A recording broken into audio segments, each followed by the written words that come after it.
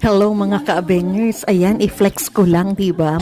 Nung dumalaw ang anak ko, di ba, sa bahay, din kasama nga niya yung kanyang asawa. Kaya, nag-decide na lang kami na mag-dinner sa labas. Kaya naman po, eto, super excited na kami dahil sa tagal ba naman na hindi kami nakakain dito sa Conchi Queen.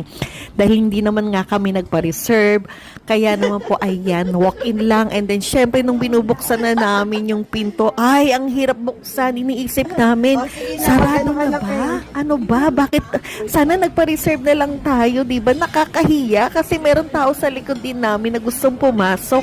Pero pilit ang binubuksan, hindi mabuksan-buksan. And then, yung bigla na lang, uy, napabukas na, kakaya, tahawanan na lang kami, diba? And then, syempre, nang lumapit na kami sa information, binigyan na nga kami ng pwesto, diba? At nagbigay na rin, syempre, ng menu. Kaya naman po, ayan, isa-isahin natin, diba? Sa dami ng mga pagpipilian, meron tayong hindi talaga dapat natin talagang i-order, diba?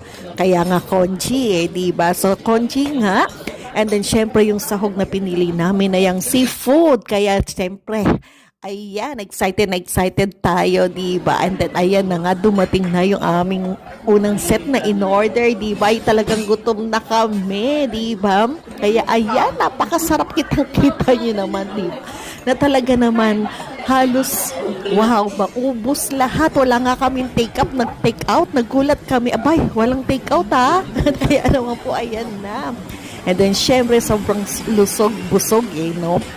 And then, nung pauwi na nga kami, sabi ko, ay, sandali lang, may dadaanan tayo rito, diba?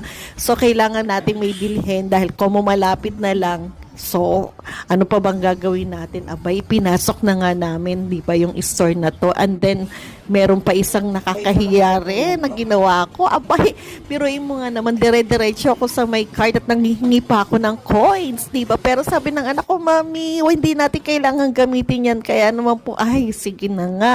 Wow, mali na naman tayo, di ba? And then, syempre, bago ang lahat, di ba?